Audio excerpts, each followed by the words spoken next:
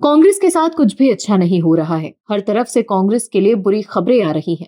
लगातार मिल रही हार से परेशान कांग्रेस के नेता बीजेपी और चुनाव आयोग पर हार का ठीकरा फोड़ रहे हैं। लेकिन कांग्रेस के नेता ही असलियत बता रहे हैं कि क्यों कांग्रेस की करारी हार हो रही है। बिहार में मिली हार के बाद कांग्रेस में जबरदस्त घमासान मचा हुआ है। अचानक कांग्रेस के भीतर हलचल तेज हो गई है। वहीं दूसरी तरफ पीएम नरेंद्र मोदी एक्शन में है और कांग्रेस को झटके पर झटका लग रहा है। जयराम रमेश, सुप्रिया श्रीनेत और पवन खेड़ा जैसे कांग्रेस के नेता राहुल गांधी को बचाने में लगे हैं।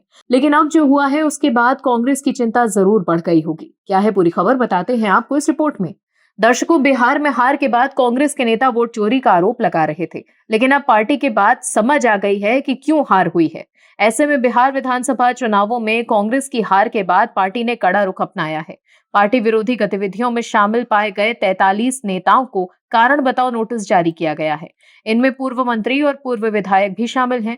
इन नेताओं को 21 नवंबर तक अपना जवाब देना होगा। वहीं कांग्रेस सांसद शशि थरूर ने रामनाथ गोयनका लेक्चर के 6ठे संस्करण में प्रधानमंत्री नरेंद्र मोदी के संबोधन को लेकर अपनी प्रतिक्रिया मंगलवार को एक एक्सपोस्ट के माध्यम से जाहिर की है। थरूर के मुताबिक प्रधानमंत्री ने भारत की आर्थिक मजबूती का जिक्र करते हुए इस बात पर जोर दिया है कि भारत दुनिया के लिए सिर्फ एक उभरता हुआ बाजार नहीं, बल्कि उभरता हुआ एक मॉडल है। थरूर के मुताबिक प्रधानमंत्री ने अपने संबोधन का मुख्य हिस्सा 2 शताब्दी पुरानी मैकाले की गुलामी वाली मानसिकता और औपनिवेशिक सोच से बाहर निकलने पर केंद्रित रखा है। तिरुवनंतपुरम के सांसद शशि थरूर ने एक्स पोस्ट में लिखा है कि पीएम नरेंद्र मोदी ने कहा कि उन पर हमेशा चुनावी मोड में रहने के आरोप लगते थे, लेकिन लोगों की समस्याओं के समाधान के लिए वो वास्तव में भावनात्मक मोड में थे। थरूर ने कहा कि पीएम मोदी ने विकास के लिए भारत की रचनात्मक अधीरता पर जोर दिया है और उन्होंने उपनिवेशवाद के बाद अपनी मानसिकता से बाहर निकलने का आह्वान किया है। प्रधानमंत्री का इशारा ब्रिटिश सांसद थॉमस बेबिंगटन मैकाले की ओर था, जिसने 1834 में भारत आकर ऐसी पश्चिमी शिक्षा मॉडल की नींव डाली जिसने शिक्षा के अनिवार्य माध्यम के रूप में अंग्रेजी भी शामिल थी। थरूर ने लिखा है कि सर्दी और जुकाम से बुरी तरह जूझने के बावजूद वो श्रोताओं में होने की वजह से खुश हैं। उन्होंने उस शाम को भारत की आर्थिक आकांक्षाओं और सांस्कृतिक दिशा पर चिंतन के लिए एक महत्वपूर्ण क्षण बताया।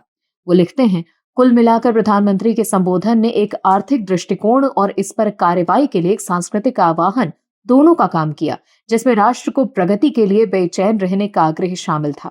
थरूर के अनुसार प्रधानमंत्री ने भारत की सांस्कृतिक विरासत, भाषाओं और ज्ञान परंपराओं को वापस पाने के लिए 1 दशक लंबे राष्ट्रीय प्रयास का आग्रह किया है। हालांकि थरूर ने यह भी कहा है कि काश उन्होंने ये भी जाहिर किया होता कि किस तरह से रामनाथ गोयनका ने भारतीय राष्ट्रवाद को आवाज देने के लिए अंग्रेजी का इस्तेमाल किया था। तो देखा आपने कैसे कांग्रेस के लोग ही पीएम मोदी की तारीफ कर रहे हैं। वहीं बिहार विधानसभा चुनावों में महागठबंधन में शामिल कांग्रेस महज 6 सीटें जीतने में कामयाब रही है। चुनाव में जबरदस्त हार के बाद पार्टी ने अब बागी नेताओं पर एक्शन लेना शुरू कर दिया है। मंगलवार को कांग्रेस ने एक पूर्व विधायक और पूर्व मंत्री समेत 43 नेताओं को कारण बताओ नोटिस जारी किया। बिहार कांग्रेस द्वारा बताया गया कि विधानसभा चुनावों के दौरान पार्टी विरोधी गतिविधियों में शामिल पाए जाने के कारण कांग्रेस पार्टी की अनुशासन समिति ने कई नेताओं को कारण बताओ नोटिस जारी किया। चुनाव के दौरान इन नेताओं ने पार्टी लाइन से हटकर बयान दिए थे, जिससे पार्टी की छवि खराब हुई और इसका खामियाजा कांग्रेस को चुनाव में भुगतना पड़ा। प्रदेश कांग्रेस अनुशासन समिति के अध्यक्ष कपिल देव प्रसाद यादव के अनुसार संबंधित सभी व्यक्तियों को निर्देशित किया गया है कि वो 21 नवंबर को दोपहर 12 बजे तक अपना लिखित स्पष्टीकरण समिति के समक्ष प्रस्तुत करें। उन्होंने स्पष्ट किया है कि निर्धारित समय सीमा में उत्तर प्राप्त न होने की स्थिति में अनुशासन समिति विवश होकर कठोर कार्रवाई करेगी, जिसमें कांग्रेस पार्टी की प्राथमिक सदस्यता से लेकर 6 सालों के लिए निष्कासन भी सम्मिलित है। Bureau report, OMH news. आप दर्शकों से विनम्र निवेदन है कि चैनल को सब्सक्राइब जरूर करें